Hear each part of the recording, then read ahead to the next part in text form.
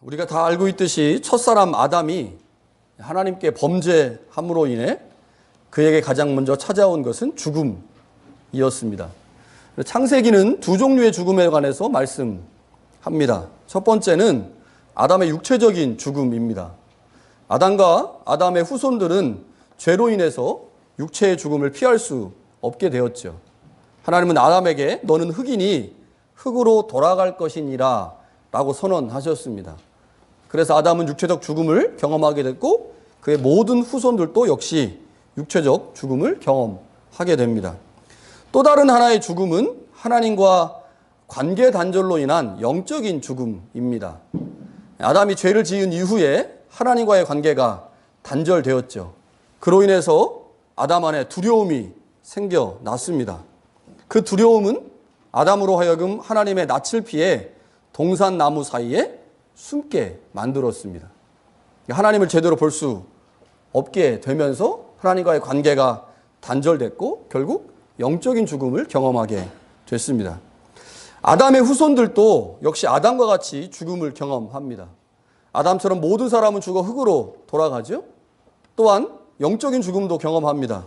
그것은 죄로 인해 하나님을 멀리하는 것이죠. 빛이신 하나님에게 나아갈 때 자신의 모든 죄가 드러나기 때문에 하나님 없이 하나님 없는 곳에서 살아가려고 하는 것이 모든 인류의 공통점입니다. 죄인이 자신의 죄를 감추고 드러내지 않는 방법은 하나님 없이 살아가는 것입니다. 이렇게 아담으로 말미암아 온 죄로 인해 온 인류는 육체적 죽음을 경험하게 되었고 또 영적인 죽음도 경험하게 되었습니다. 그런데 성경은 아담으로 말미암아 세상에 들어온 죽음을 극복할 수 있는 유일한 방법이 있다고 말씀합니다. 그것이 예수 그리스도입니다. 그러니까 예수님을 통해 우리는 죄와 사망의 권세를 극복할 수 있습니다. 어떻게 우리가 죽음을 이기고 부활에 참여할 수 있을까? 오늘 본문을 중심으로 같이 한번 살펴보려고 합니다. 오늘 본문의 제목을요, 부활신앙이라고 정했습니다. 부활신앙. 제가 설교를 이제 보통 준비를 할 때 월요일에 본문을 정하고 어떤 설교를 할지를 이제 계속 고민을 합니다. 그런데 원래 이번 주에 설교를 월요일 날 정한 것은 요한복음 11장에 있는 나사로 이야기였습니다.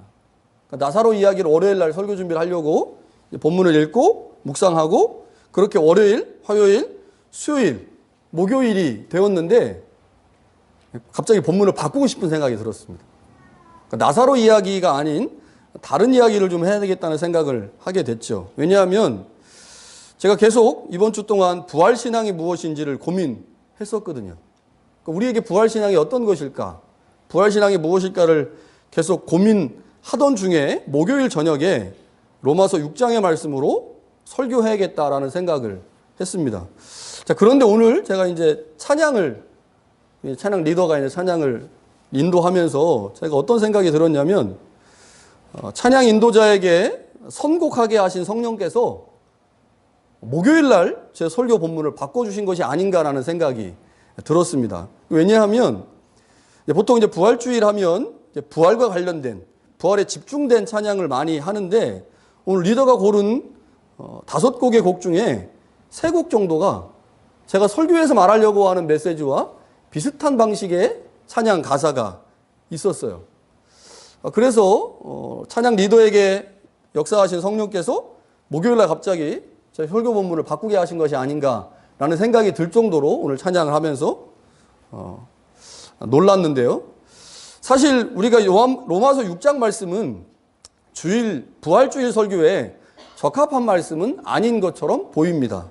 아마 여기 계신 분들 중에 부활주일에 로마서 6장을 가지고 설교를 들어보신 분은 거의 없을 것입니다. 그러니까 로마서 6장은 부활주일에 설교하는 본문이 아닌 거죠. 그럼에도 불구하고 제가 로마서 6장의 말씀을 부활주일에 설교하려고 마음먹은 이유는 로마서 6장이 부활신앙이 무엇인지를 가장 잘 보여주는 말씀이라고 제가 판단했기 때문입니다. 특별히 바울이 우리에게 전해준 그 복음의 관점에서 부활이 어떤 의미를 가지고 있는지 다시 한번 좀 고민해보고 싶은 생각이 들어서 이 본문의 말씀을 정했고요. 오늘 본문의 말씀이 여러분들에게 이 부활절과 관련해서 조금 생소하게 들릴 수 있을지 모르지만 굉장히 중요하다고 생각이 듭니다. 굉장히 중요하다고 생각이 드니까요. 오늘 본문의 말씀을 좀 설교를 잘 들으면 좋겠고요. 가급적이면 집에 가셔서 영상 올라오면 영상으로 다시 한번 설교를 들으시면 좋겠다는 생각이 듭니다. 어떤 사람이 강해 설교가로 유명한 마틴 로이드 존스 목사님에게 찾아가서 이렇게 질문을 했어요. 목사님, 로마서 강해를 목사님께서 지금 안 하고 계신데 도대체 로마서 강해는 언제 시작합니까? 라고 질문을 했습니다. 그때 이 마틴 목사님께서 로마서 6장을 진실로 이해했을 때 그때 로마서 강해를 시작하겠습니다. 라고 대답을 했습니다. 그러면서 계속해서 말하기를 수많은 주석들과 강해집을 읽으면서 로마서 6장과 씨름을 했지만 아무도 나를 만족시켜주는 해답을 주지 못했습니다. 지금도 로마서 6장과 씨름하고 있습니다. 라고 얘기를 했어요. 그렇게 말한 후 11년이 지난 후에 마틴 로이드 존스 목사님께서 로마서 강해를 시작하셨습니다. 그러니까 로마서 6장과 씨름한 지 10년이 넘어서 15년, 20년 씨름했겠죠. 그 후에 이 로마서 6장이 무엇을 말씀하는지 정확하게 답을 찾아냈고 그 후에 로마서 강해를 시작했습니다. 그게 1955년이죠. 그렇게 로마서 강해가 이 땅에 나왔습니다. 로마서 6장은 로마서 5장 후반부와 반드시 연결해서 생각해 봐야 되는 말씀이죠. 바울은 로마서 5장 12절부터 21절에 두 사람을 소개합니다. 첫 번째 사람 아담, 선악과 먹은 그 아담이에요. 그 아담에 대해서 이야기하고 있고요. 바로 이어서 두 번째 아담인 예수님에 관해서 말씀합니다. 첫 번째 아담으로 인해 세상에 죄가 들어왔다고 말하죠. 첫 번째 사람 아담이 선악과를 먹으면서 세상에 죄가 왔고 그 죄로 말미암아 육체적 죽음과 영적인 죽음이 모든 인류에게 찾아왔습니다. 한 사람의 불순종으로 인해 세상에 들어온 죄는 사망의 권세를 가지고 모든 사람을 종으로 만들었습니다. 그래서 우리는 아담의 후손이기 때문에 죄의 종으로 살아갈 수밖에 없었다고 하는 거죠. 죄는 사망이라는 무기를 가지고 인간들 위에서 왕노릇을 했다는 거죠. 우리는 예전에 죄를 왕으로 섬기면서 살았습니다. 그게 우리의 인간의 모습이었죠. 그러나 이제 새로운 상황이 전개되었다고 바울은 말씀하죠. 그것은 마지막 아담인 예수님께서 죄를 왕으로 섬기던 신음하던 사람들에게 자유를 선포했다는 것입니다. 그러니까 예수님이 이 땅에 오셔서 더 이상 우리가 죄를 왕으로 섬기지 않아도 된다고 죄로부터의 해방을 선언하셨다라고 바울이 말씀합니다. 그러면서 바울은 6장에 가서요, 우리가 어떻게 죄의 종에서 그리스도의 종으로 신분이 바뀌었는지를 설명합니다. 그러니까 6장의 내용이 그거예요. 죄의 종에서 어떻게 그리스도의 종으로 우리의 신분이 새롭게 바뀌었는지를 설명하는 것이 6장의 말씀이죠. 여기서 우리는 바울이 복음 안에서 설명하고 있는 부활, 바울의 복음 안에서 설명하고 있는 부활신앙이 무엇인지를 로마서 6장을 통해서 굉장히 잘 알 수가 있습니다. 바울은 그 방법을 우리에게 그리스도와의 연합이라고 설명합니다.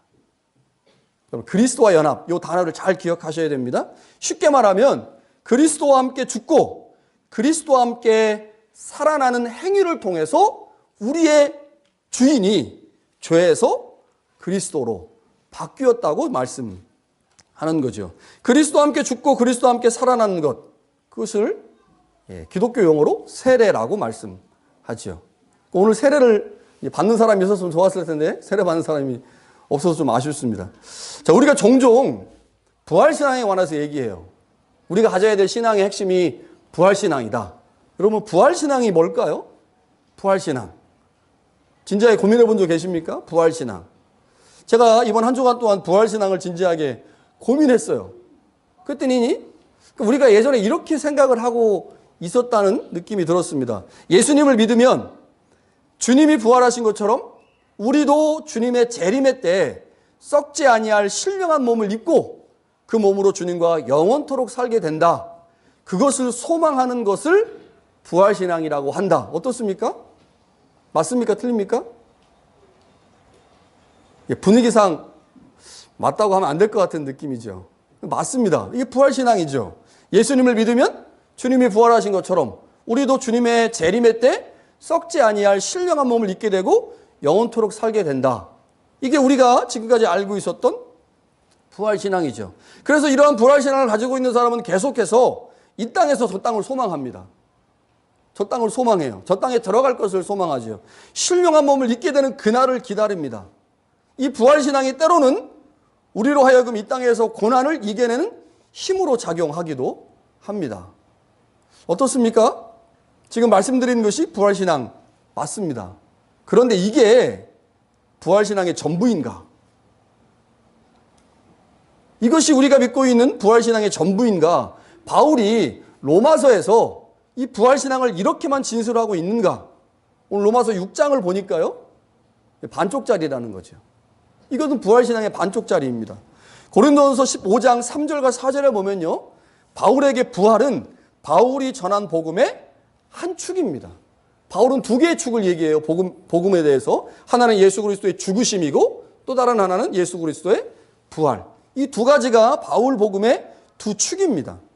그렇다면 부활신앙은 바울이 전한 복음 안에서 그 의미가 무엇인지 정확하게 드러난다고 말할 수가 있는 거죠. 그런데 로마서에서 바울이 전하고 있는 바울 복음의 핵심이 어디 나오냐? 로마서 6장에 나옵니다. 그러니까 로마서 6장의 말씀들을 제대로 이해해야만 바울의 복음을 이해할 수 있고 바울의 복음을 제대로 이해해야만 바울이 말하고 있는 부활신앙을 제대로 이해할 수 있다고 하는 거죠. 자, 여기까지 잘 따라오고 계십니까? 예. 부활절날 이런 설교를 듣기가 쉽지가 않아요. 근데 여러분 끝까지 한번 들어보시면 제가 왜 이렇게 고민하고 이것을 주일날 이 부활절날 말씀하는지를 알게 될 것입니다. 오늘 본문에서 부활신앙을 이해하는 열쇠가 하나 등장합니다. 그리스도와의 연합을 의미하는 세례라는 단어입니다. 세례. 여러분 예수님이 이 땅에 오셔가지고요. 하나님 나라 사역을 시작하기 전에 예수님이 가장 먼저 하신 것이 세례 받는 것이었습니다. 세례. 예수님의 사역이 시작되면서 예수님은 죽으심과 부활을 상징하는 물세례를 받으셨습니다. 물에 들어가셔서 죽으셨고 다시 바깥으로 나오시면서 살아나셨죠. 그래서 세례는 죽음과 부활을 상징하는 행위인데 예수님의 공생애가 시작되는 그 첫 지점에서 예수님이 물세례를 받으셨죠. 그 물세례, 죽음과 부활이라고 하는 그 물세례가 십자가에서 그대로 재현이 됐습니다. 예수님은 누가복음 12장 50절에서요. 십자가에서의 죽음을 세례라고 표현합니다. 나에게 받을 세례가 있으니 이것을 이루기까지 나의 답답함이 어떠하겠느냐라고 말씀하시면서 이미 물세례를 받으신 예수님께서 자신의 십자가의 죽음을 세례라는 용어로 말씀하셨다는 거죠. 그러니까 세례라고 하는 의미가 갖고 있는 중요한 뜻이 뭐예요? 죽고 부활하는 거예요. 그러니까 예수님이 십자가에서 죽고 십자가에서 부활하겠다라고 하는 것을 말씀하신 거죠. 그러니까 예수님은 십자가 위에서 죽음의 세례를 받으신 것이고 그리고 하나님께서 그 십자가의 죽음의 현장에서 그를 살려내심으로 부활의 세례를 받게 하신 거죠. 그 죽음의 세례와 부활의 세례가 이루어진 현장이 어디냐? 그게 바로 십자가라고 하는 것입니다. 바울은 그렇기 때문에 우리에게 그리스도 예수와 합하여 세례를 받아야 된다라고 말합니다. 바울이 여기서 말하고 있는 그리스도 예수와 합하여 세례를 받는다라는 말을 쉽게 말하면 예수님을 믿는 거예요.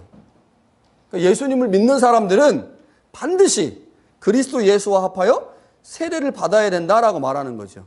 다시 말하면 예수님을 믿는 사람들은 세례라고 하는 어떤 의식을 통해서 예수님의 죽으심과 부활에 연합해야 된다라고 하는 말입니다. 우리 예수님 믿는 사람들이죠? 예수님을 따르는 사람들이에요. 예수 믿는 사람들은 누구나 다 예수님의 죽으심에 연합해야 되고 예수님의 부활에 연합해야 됩니다. 그 연합한 자가 바로 그리스도인이죠. 자, 예수님은 세례를 통해 하나님과 연합했습니다.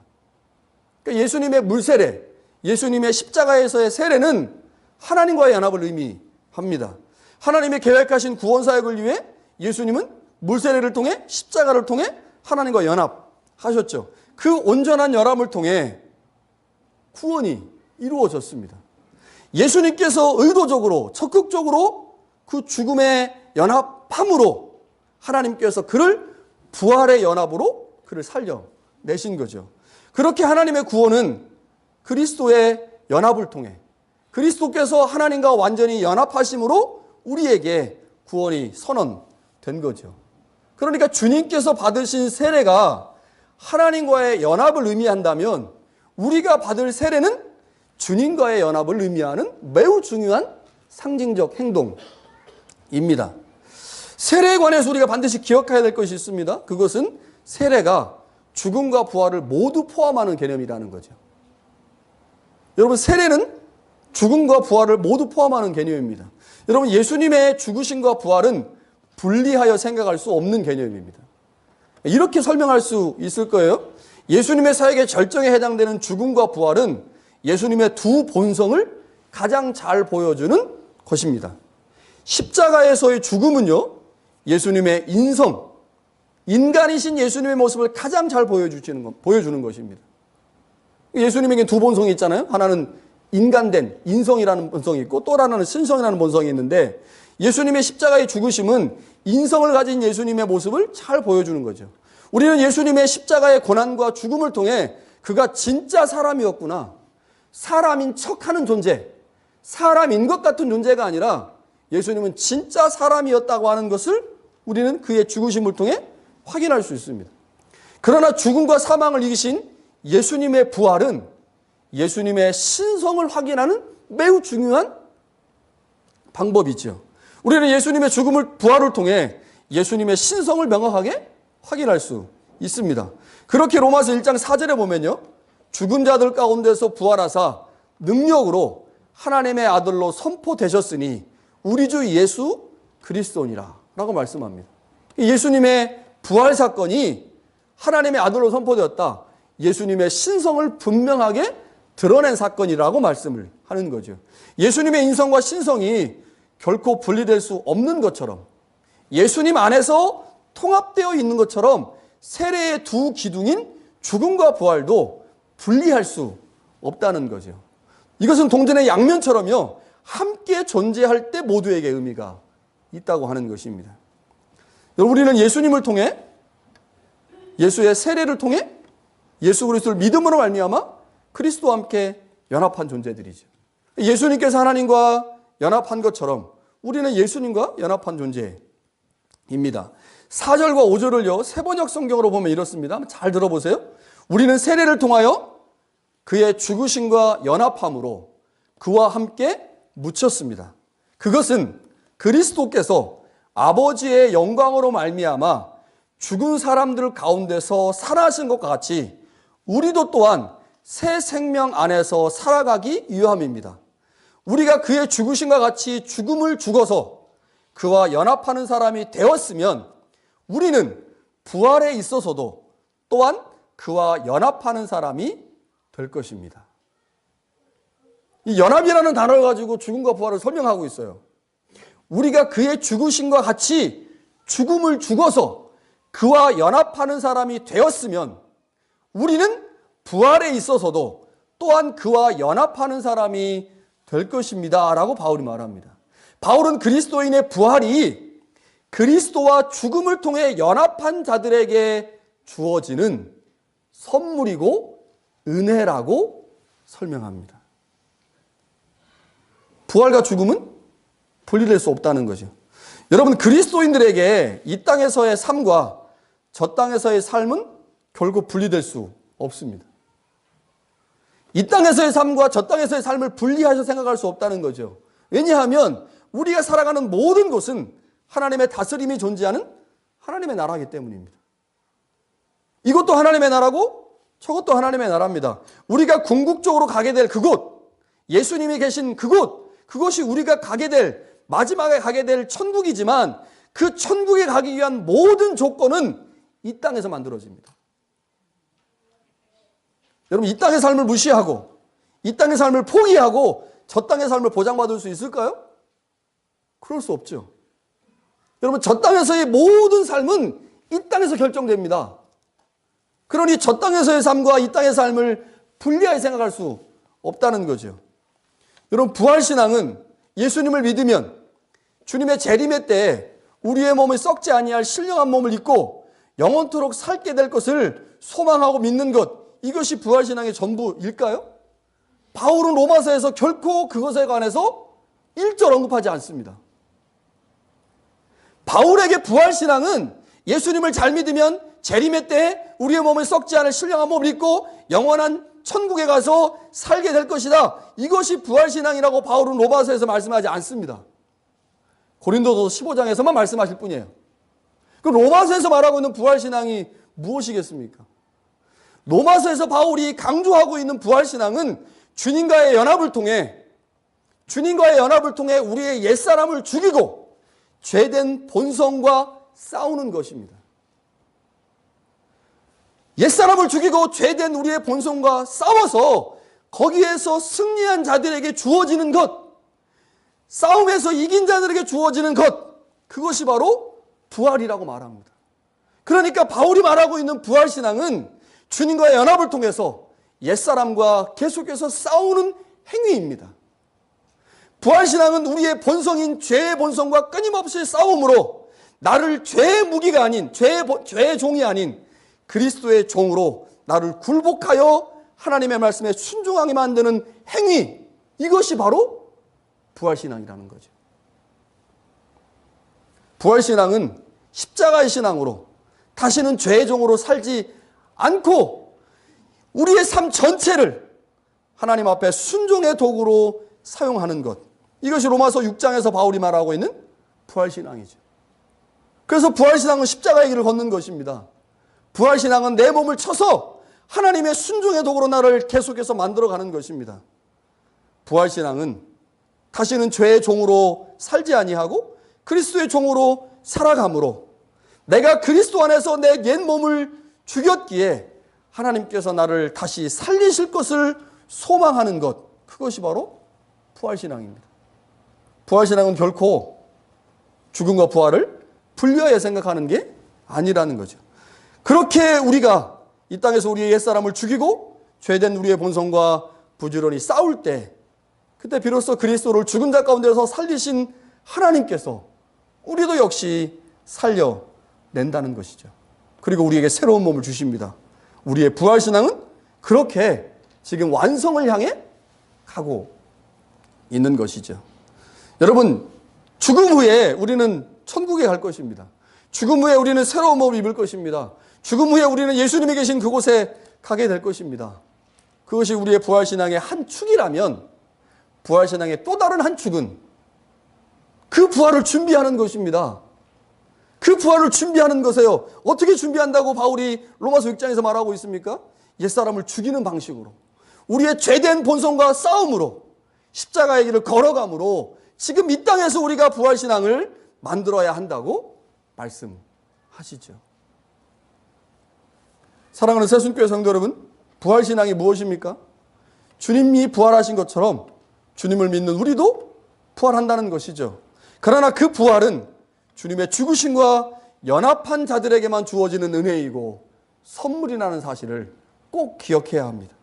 십자가의 죽음을 통해 주님과 연합한 자들만이 죄의 지배력에서 벗어나 생명의 통치를 받을 수 있기 때문입니다. 죄의 지배력에서 벗어나 생명의 통치를 받는 것, 그것이 오늘 우리가 지금 이곳에서 경험하는 부활입니다. 이 부활의 한 축을 잃어버린다면 우리는 진정한 의미에서 부활신앙을 가졌다고 말할 수 없다고 하는 거죠.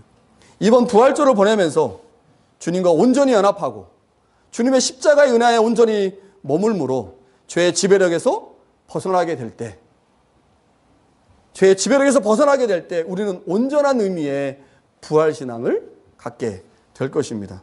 이 땅에서 진짜 부활신앙을 경험하시고 그 부활신앙을 가지고 주님이 우리를 위해서 예비하신 저 본향에 한 사람도 낙오하지 않고 모두 들어갈 수 있기를 간절히 축원합니다.